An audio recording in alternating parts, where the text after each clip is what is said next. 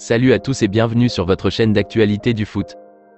Très content de vous retrouver pour cette nouvelle vidéo, dans laquelle nous allons parler de deux dossiers très importants pour le coach Xavi Hernandez et la direction Blaugrana en cette période disons de crise, si je peux l'appeler ainsi. Il s'agit notamment du comeback de l'international français Samuel Umtiti, et la prolongation d'Ousmane Dembélé qui commence sérieusement par être un gros souci pour la direction. Avant de commencer, n'oublie pas de liker, de t'abonner et d'activer la cloche de notification, afin de ne rater aucune de nos nouvelles vidéos actualités comme celle-ci, qui te parle des joueurs du FC Barcelone, et t'informe sur les dernières actualités du mercato estival à venir. Si c'est fait, alors on y va maintenant.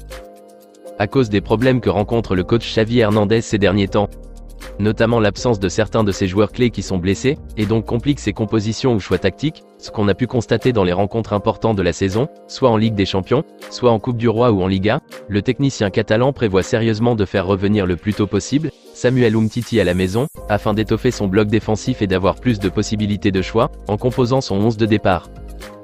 On se rappelle très bien que l'absence d'Andreas Christensen a beaucoup pesé lors de ce dernier classico du Barça face au Real, ainsi que le match très catastrophique qu'a réalisé Jules Koundé, constitué un flop en défense, et qui malheureusement avait conduit à ce naufrage de 4-0. Une situation vraiment désagréable pour Xavi, qui l'a peut-être amené à faire une introspection, et à vouloir au plus vite un retour du vétéran Umtiti au bercail. Rappelons que Samuel Umtiti n'était plus titularisé au Barça à cause de ses problèmes de genoux, un gêne qui l'empêchait de jouer correctement et de se donner à 100% comme souhaité lors de ses prestations.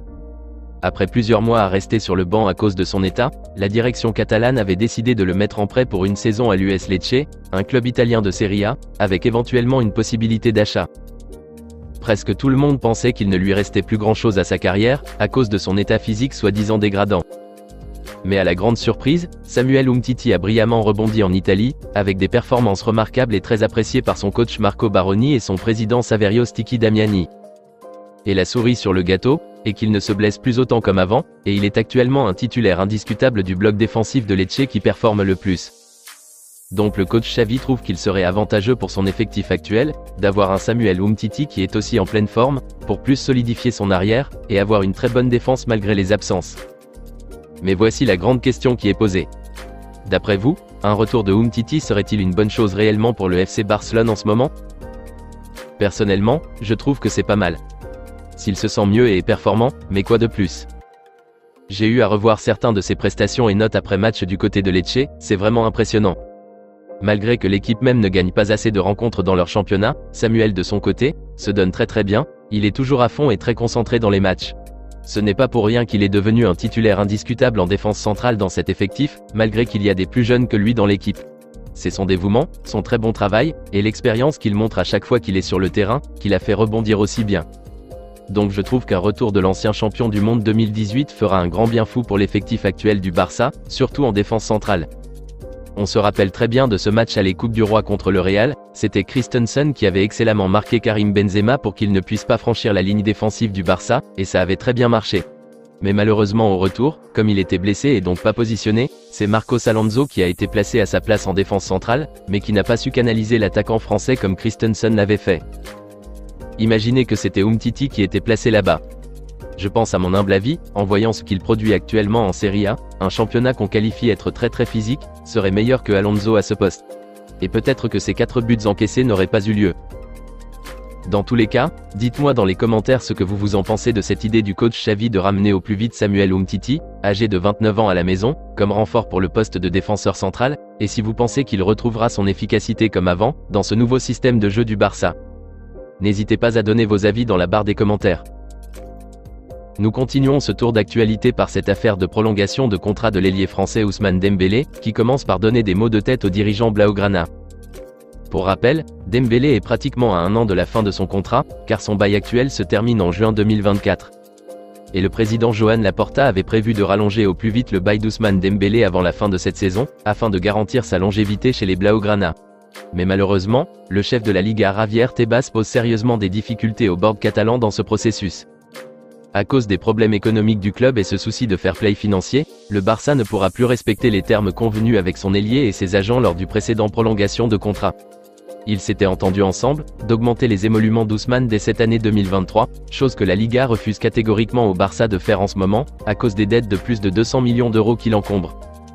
Un refus qui commence par causer des mésententes entre l'entourage du Français et la direction catalane, car aucune revalorisation salariale n'est autorisée au FC Barcelone pas avant la saison 2024 à 2025. Un laps de temps au cours duquel, la Liga suppose que le Barça pourra ainsi régulariser son état financier. D'après la presse catalane, les discussions sont actuellement au point mort entre les deux parties, c'est-à-dire entre Joan Laporta et Moussa Sissoko, l'agent de Dembélé, même s'ils désirent fortement continuer leur bonhomme de chemin ensemble. Et si aucune solution, ni arrangement n'est trouvé d'ici la fin de cette saison en cours, alors l'attaquant français sera tout à fait libre, au terme des clauses émises dans son contrat qui est en vigueur à l'heure actuelle, de rejoindre une autre équipe s'il le désire. Chose qu'aucun supporter et fan du FC Barcelone ne souhaite pas du tout. Du moins pas de sitôt. Surtout que son absence dans le jeu du Barça se fait ressentir à chaque fois que le club blaugrana joue sans lui. On pensait que l'ailier brésilien allait être capable de le remplacer dignement, et nous ferait peut-être oublier son absence sur ce flanc droit de l'attaque, mais il n'est décidément pas à la hauteur du grand Ousmane Dembélé que nous connaissons et qui nous manque tant. Je précise bien sûr que je ne dis pas que Rafinha ne fait pas d'efforts, il s'améliore match après match. Mais il n'est tout simplement pas au niveau des dribbles, des percées et des actions décisives que crée Ousmane Dembélé quand il est sur le terrain. Donc bref, espérons vivement que cette situation de la direction catalane avec la commission de la Liga s'améliore d'ici les jours à venir, pour que le rallongement du nouveau bail du natif de Vernon puisse voir le jour. Dites-moi dans les commentaires, si vous voyez Ousmane Dembélé quitter la Catalogne l'été prochain, si les choses ne s'arrangent pas avec la Liga et que la direction barcelonaise est contrainte de maintenir son salaire intact, ou même songer à une petite baisse pour pouvoir s'aligner sur les normes du fair play financier. N'hésitez pas à réagir dans la barre des commentaires. Avant de quitter, abonne-toi si ce n'est pas encore fait, et active la cloche de notification pour rester scotché, afin d'être à la une des nouvelles parutions sur la chaîne. On se retrouve très vite les amis pour de nouvelles actualités du FC Barcelone. Affaire à suivre.